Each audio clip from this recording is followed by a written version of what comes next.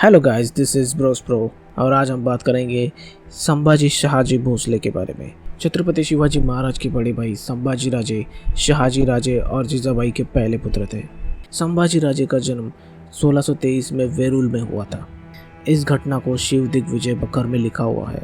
उन्होंने 10 साल की उम्र में शिवनेरी किला के रक्षक विजय सिद्धोजी विश्वासराव की बेटी जयंतीबाई से शादी कर ली थी।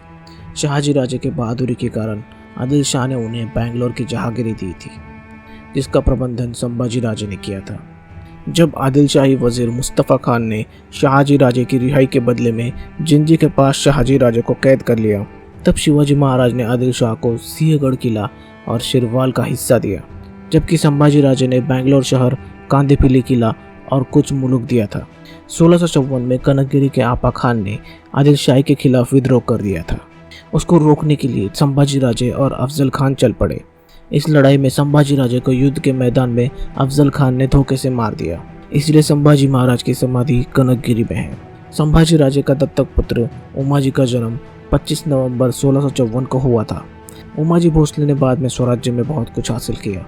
ऐसा कहा गया है कि प्रतापगढ़ के युद्ध के दौरान शिवाजी राजे ने अफजल खान के साथ एक समझौता करने से परहेज किया था, क्योंकि वो अपने भाई की मौत का बदला लेना चाहते थे।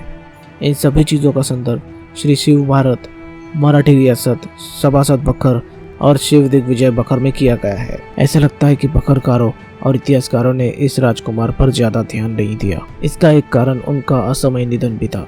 सभासद बखर में संभाजी राजे का जन्म का उल्लेख भी नहीं किया है। केवल अफजल खान के मामले में सभासदों ने संभाजी राजे का उल्लेख किया है। चित्रगुप्त 91 कलमी बखर, श्री शिव दिग्विजय, शेवाड़कर भोसले बखर, इन सभी में संभाजी राजे का मराठी साम्राज्य के छोटे बखर में थोड़ा सा उल्लेख है। केवल बृहदेश्वर में पाए गए शिलालेख में उनके बारे में विस्तृत जानकारी दी है। उनका ज़्यादातर समय कर्नाटक में ही बीता है, इसलिए उनका महाराष्ट्र से ज़्यादा संपर्क नहीं रहा।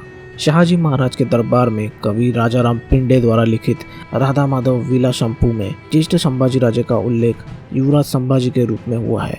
अफजल खान की हत्या के बाद उमाजी राजे का उल्लेख हुआ है। बृहदीश्वर के अभिलेख में उमाजी राजे का स्पष्ट उल्लेख मिलता है।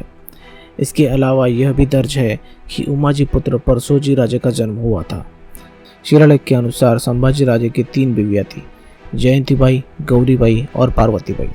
संभाजी राजे के उमाजी, सूरसिंह और मातोजी के अलावा और 2 पुत्र होने के प्रमाण मिलते हैं। उमाजी को विजापुर से जहांगीरी मिली थी। शादी के बाद जयंतीबाई अंत तक अपने सबसे बड़े बेटे संभाजी राजे के साथ कर्नाटक के कालोर क्षेत्र में रही। शिलालेख से ये सिद्ध होता है कि उन्होंने संभाजी राजे की मृत्यु के बाद 1693 तक दान धर्म किया था। मकाबाई संभाजी पुत्र उमाजी राजे की पहली पत्नी थी। मकाबाई का अर्थ है मकाऊ भोसले। मकाऊ ने 1740 तक जिंती पे शासन किया था। शाही कागजों में मकाऊ को मकाबाई पाटलिन जिंतीकार कहा गया है। छत्रपति शाहू ने समय समय में मकाऊ को सलाह के लिए कुछ खत लिखे थे। ताराबाई के काल के कुछ कागजों में दर्ज है कि छत्रपति राजाराम ने मकाऊ धनाजी जादव राव को एक गांव दिया था।